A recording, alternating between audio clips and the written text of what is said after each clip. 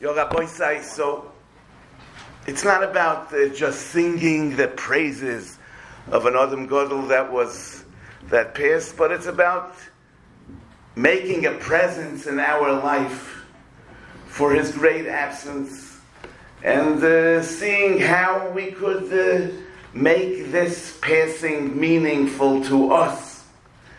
In the Heilige Parsha it says, "Va'achechem kol beis Yisrael yivku es asreifa asher soraf Hashem."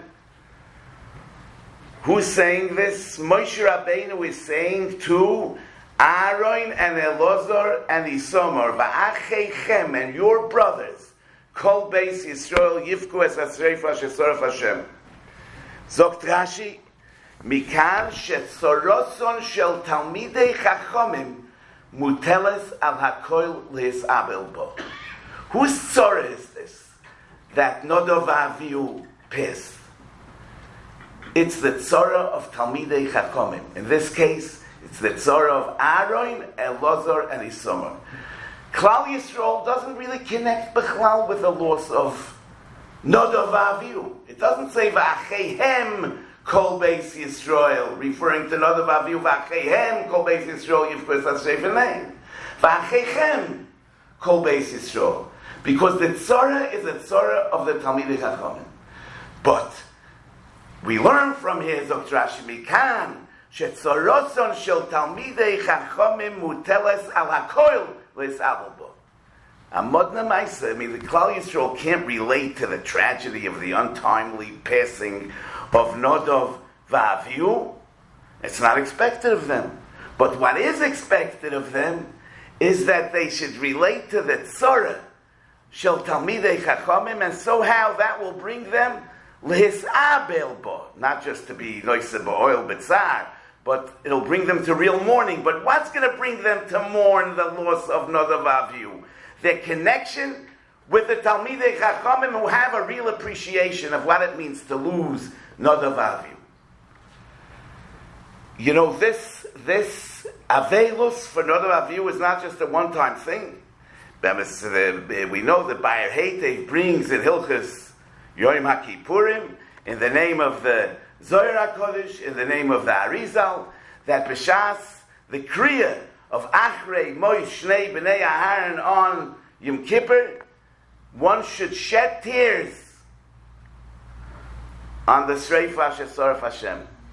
It's really very hard to understand how we could be expected, if the thousands of years, to shed tears over the loss of Nodov Avihu. I mean, we didn't know them, we didn't know their parents, we didn't know the family. I mean, they would have been gone by now many times over. I mean, how can somebody authentically and honestly be moirit mois on Nodov Avihu in Yom Kippur these days? Maybe the pshat is, the Gemara says in Eruvin, Ketzat Seder Mishnah, how was Torah taught to Klal Yisrael? Moshe, Lomad B'Pi Agvura, Moshe learned directly from the Rebbeinu Shalom. Nichnas Aaron, then came Aaron, V'shono loy Moshe Pirkoi. When Aaron came, so Moshe taught to Aaron what he learned from the Rebbeinu Shalom. Then Nistalik Aaron, V'yoshav L'smoil Moshe, Aaron moved to the left side of Moshe, and Nichnasu Bonov, the children of Aaron, entered the Beis Medrash. V'shono lahen Moshe Pirkon. Nistalku Bonov, they went to the sides.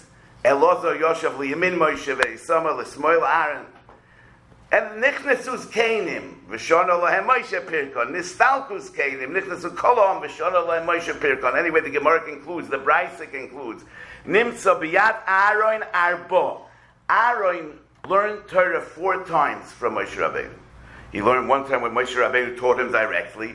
Then, when he was teaching it to his children, Aaron stayed around. Then, when he was teaching it to the Kedim, Aaron stayed around. And then he was teaching it to Kol Yisrael, Aaron stayed around. So Aaron heard the Torah 4 times from Moshe Rabbeinu. Biyat Bonov Shloisha. His children heard the Torah from Moshe 3 times. Biyad Askenim Shnayim, Biyad Kolhom Echod.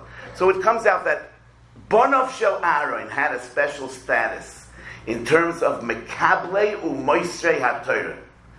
They received and gave over Torah the way it was heard from Moshe Rabbeinu 3 times. If Nadav Avihu would have lived longer, they would have been part of that.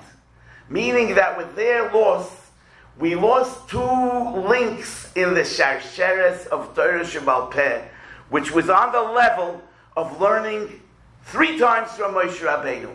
And that is the loss that's everlasting, and that is something that we bemoan and we bewail and we're pained about l'doros olam, because it's not just about a person; it's about the Torah that we would have had if not. And that also connects with the fact that we do this on Yom Kippur, not on the Yimei Amiluim when they actually died. It's not on the yard site, because Yom Kippur is somehow connected to Torah Shebal Peh, because the Luchos Shniyos is the shorish of Torah Shebal Peh, and therefore, when we're on the day which is dedicated to the Indian of Torah Shebal Peh, we cry over the Bnei Aharon that we lost, because we lost a link in the Mesoros of Torah Shebal Peh.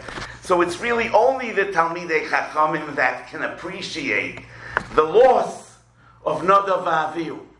The simple Jew doesn't necessarily know what it meant, but when he sees the distress, when he sees the tzar, when he sees the pain of those that understand what it means to lose Torah, then he could also connect.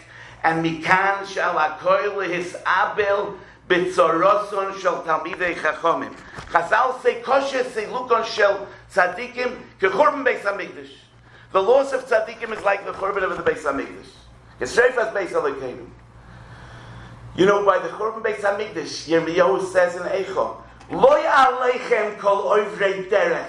It should never befall you what happened to us, oivrei derech, the passers-by. Habitu ura'u. Look long and hard. Habitu ura'u. Hayesh machoiv kemachoivi.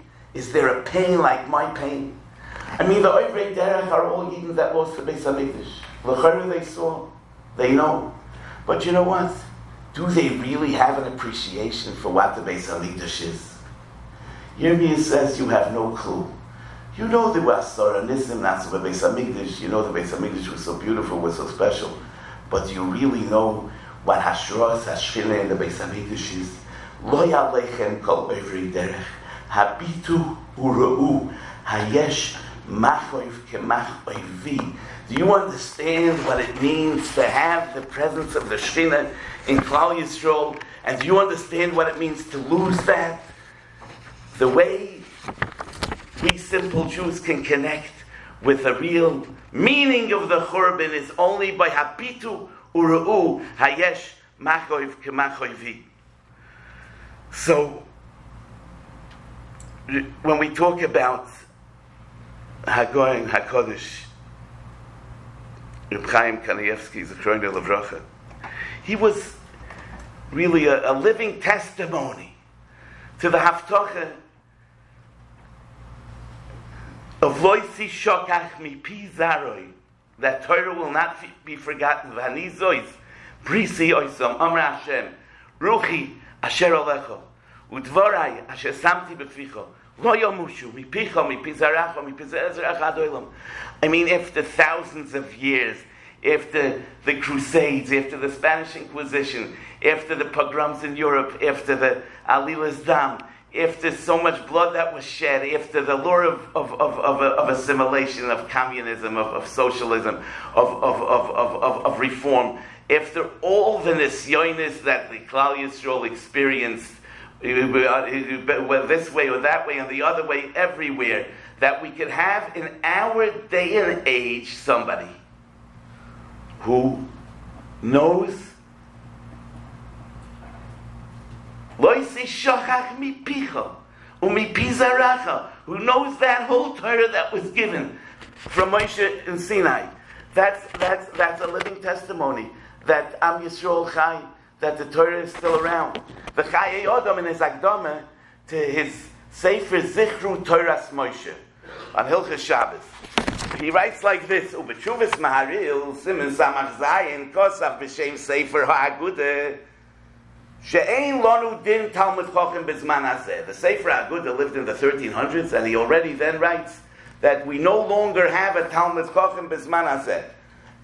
and adds the Maharil, and he says, Umayim Balo Agud, Jehoyosoi Felef Hakamishi, Kosav Kain, Onu, we in the time of myself, the Maharil, Alachas Kama V'Chama. Yeah, Kal V'Choyme, Ben B'Nei Kal V'Choyme. Miyamois HaMaharil as Manenu writes the Chayodam. No, all the more so. From the time of the Maharil to my time, says the Chayodam Avada, there's no Talmud Chacham.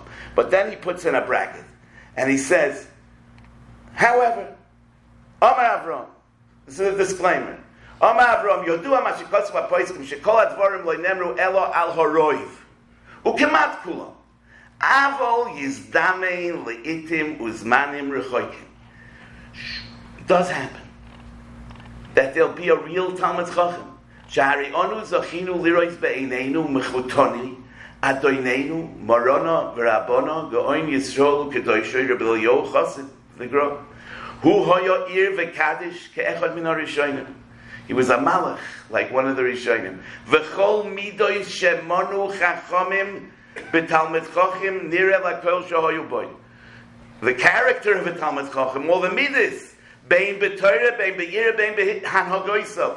V'chol Shas Bavli V'Yerushalmi Safra Sifri Mechilta V'Teisefta V'chol Midrashim Hoyu Aruchim B'Fiv V'Yoysim Izeh B'Poiskim Rishonim V'Achronim V'Afilu B'Pirish Rashi V'Toisvis Kenira Michiburov V'Hinei Seida Limudoi Hoyo Kimitzova Aleinu Mipri Moshe Rabbeinu Olav HaSholem Hoyo Lo Mitzvah Shebiksav in Pirusha Hanema Balpeh V'Chulei Kedushosa U'Pirushusa Yodua L'Koil Hanagosei Hoysa Le'Holach Dal Damas B'Lei Torah V'Tzvil V'Noyach L'Chol Odom Miyomav Le'Nirev Le'Nishma B'Y Shemetz Shel Gaiva U'Listorer Al Abrias Ashrei Ayin Roas Adoiroi Rovus Amov. So this is what he writes in his time, and this was a few hundred years ago, and we've gone through a lot since then. And here again we were Zoiche to Reb Chaim, who not only had a general, vague knowledge in Kol HaTorah, you know, the Sefer HaAgudah says, why is there no Talmud Chacham? It's Manaseh, because the Talmud Chacham has to be somebody that shoyal and oisei b'chol mokim v'oine v'afilah b'mesechtes kalim. No, Reb Chaim not only had a general idea, but with clarity and with amkis and in all details. Hundreds of years ago, a man like this would be considered a tremendous chiddush. He wrote Svarim on Hilchis Egla Arukfa, on Hilchis Ksovas Karka, on Mesechtes Kusim, on Hilchis Kiddush HaKodesh. He wrote a Mekoris to the entire Mishnah, the entire Mishnah Torah, to the entire Rambam. He wrote a Sefer on the Hagdomas of Rambam to the Mishnah Torah. He wrote a Sefer on the Sefer HaBoyer, on Raziel HaMalach, on Hilchis Chagovim, and all his Svarim are not just Molei Bekiyas, I mean, a phenomenal Bekiyas, but he also cheshbens all the shitas back and forth with such clarity, and all with no fanfare. It's all done in an understated way. There's no presence of the author in the Chibur B'chlal. It's not like, he doesn't, there's no excitement. There's no excitement at all. He just this way, that way. He gets to the point, and al stiller hate. That is a very, very, very rare thing. Now, how did he get there? Obviously from the very young age, with the toil, with amal, with yigia, and total dedication, single-mindedness, hour after hour, day after day, month after month, year after year. I mean, for over 80 years. I mean, this is not something that happens. It's not a function of great talent. It's a function of hard work. But Derek Klaus, somebody that's so focused and so busy, has no time and has no patience. He's not attentive to other people. But Reb Chaim not only was attentive, but he was a chad b'torah in this too. I mean, the fact that Reb Chaim made himself a minig to answer with little postcards to questions, sometimes bordering silly questions, from young bachrim, from children. What is that about? It's only about his great heart, because he realized that there are children that having his signature gives them chizik. He told it to people, makes them happy, and it might encourage them to learn. So a man that was so busy, so dedicated, so single-minded, and so involved, gave time every day just for this purpose of giving chizuk to Yiddish kinder. And in later years, that he opened his doors and was willing to see people and to hear their problems, and that shows you that Gedolah Yisrael, no matter how great, and Dafka because so great they become in Torah, their heart becomes more and more open to other Yidden. And it was something that you saw if you met him, and even his ability to he never lost his humor, and that humor was also used. That humor was also used in terms of cheering up people who he felt needed to be cheered up. So it's the kol midas shemanu chachamim b'talmid chachim nigla lakol shehoyu boy. We are very far from all this. So what could we take home? How could we be mekayim the whole base Yisrael yifku es asreifen? How could we but I say like this, it's Parshas Porah this week. Parshas Porah. We all know that Laban Ismacha Misas Tzadikim le Parshas Porah. Rashi and Chumash brings it that just like Porah Aduma is mechaperes, af Misas Tzadikim mechaperes. So really, the only thing that we see in common between these two things, we don't understand not why the Porah Aduma is mechaperes, not what she's mechaperes for, and not what Misas Tzadikim is mechaper, and what. What is the meaning of this statement that just like the Porah Aduma is mechaper, Misas Tzadikim is mechaper? About the shot, I don't know, but maybe we can say like this: why does a Tmei Mace need a kapara? Taisus says it has to do with the Medrash, that it has to do with the Egel, but the Marshal says no, that Moshe Adash is not mentioned anywhere in the Gemara. What is the kapara that a Tmei Mace need? Did he do something wrong? He was in an oil ames. A mes died with Pesach Pisar. Why does he need a kapara? Rashi says Eitz Erez of Rashi has to do with that Mishan is good. We mix it together with the Eizoiv, which is the lowest. It's Meramis that the Baal Gaiva Yashpil Atzmoi, like the Soilas and the Eitz Eizoiv. But who says that this Tmei Mace is a Baal Gaiva? We have any? Why are we accusing him? Why are we accusing somebody who came into contact with a dead person? We're accusing him of Gaiva, and we're saying that he needs a Porah Aduma in order to overcome his haughtiness. Who says he's a Baal Gaiva? No, Yidden Gleben that ein odom noikeif etzboi milamato asher machrizin olav milamaila, that everything is b'hashgacha pratis. It didn't happen by coincidence that he came in contact with a mace. Probably the hashgacha arranged it. What happens when a person comes in contact with a mace? It brings down his spirit. He sees that lifeless body, and he feels like Moisar ha'adam min habahema oyin, as the psukim say in Koheles. The psukim say that when a person sees ki mikra b'nei adam u'mikra habahema u'mikra echad lohem ki moizeh kein moizeh v'ruach echad ha'koil u'moisar adam habahema oyin ki ha'koil hovel ha'koil hoylech el mokoim echad ha'koil hoyom min ha'ofer v'ha'koil shovel ha'ofer. So it's really depressing. Why did the Rebbeinu Shalom arrange for it that I should come into contact with a dead body and be overcome with this feeling of emptiness, this feeling of Moisar Adam and a Behema Oyin? Probably because I'm suffering from Gaiva, and I need to be brought down. Now the thing is like this. When I become Tamei, I have to have the Paraduma. The Paraduma, we bring the Eitz Erez, the Eizev Ushni Seilas, giving me the message that Mishan is good. Yashpil Atzmoi. Yashpil Atzmoi. You should understand that you're a nothing and you're a nobody and your life is empty and meaningless. However, that's also not advisable, because if you go to the other end, so the pshat is that you become dysfunctional and you have no interest in growing and you have no drive to accomplish anything, and you become paralyzed. And that's why we have to have the paratherapy. And that is the Eitz Ezoiv, the Shnisoy Las, and the Erez together with the Mayim Chaim. Together with the Mayim Chaim. That mixture is the right balance. You have to know that on one hand, on the physical level, you're really offer ve'efer. You're nothing. You're nobody.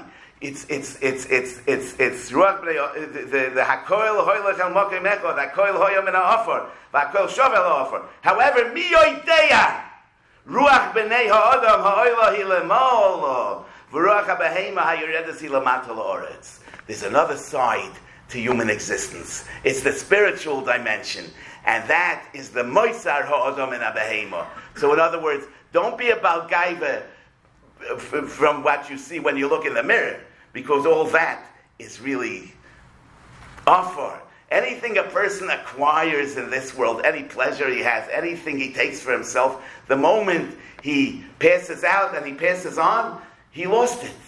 Every acquisition is gone. But on the other hand, everything he gave away, that's what he takes along. Because if you put a smile on somebody else's face, if you gave him monetary help, if you invested in a tefillah, bekavana, if you davened, if you learned, if you were mekayim sur meira, you gave something up. Yeah, you wanted it, and you said sur meira. Or you were lazy, you didn't want to do a mitzvah, and you did asay toiv. That's eternity. That's the ruach ha'odam ha'oila hilamalo. So, look, Reb Chaim Kanievsky lived a life 24 hours a day, every single day, all his life, totally dedicated to the other world. The other world. He had really no interest in this world. And rightfully so, we can say. But the thing is, let's say we're not all capable of being ad kidei kach. However, each and every one of us could take home that message that really, who would we want to be on our deathbed, looking back at ourselves as somebody who had so many pleasures, or looking about somebody that has under his belt, kol ha-Torah. So avada, the thing to do is to invest in chaye olam, and not be so preoccupied with chaye shor. The Eibishter zal helfen that, there's a nusach attributed by some to Chazal, Shovak Chaim L'chol Chai. He left over life to all the living, which means when the Adam Gadol passes, the pshat is that madregas are there for grabs, so to speak, so everybody can get something. The Eibishter zal helfen Bila Amaves Lo Netzach U'Mocha Hashem Dimo Me'al Kol Ponim.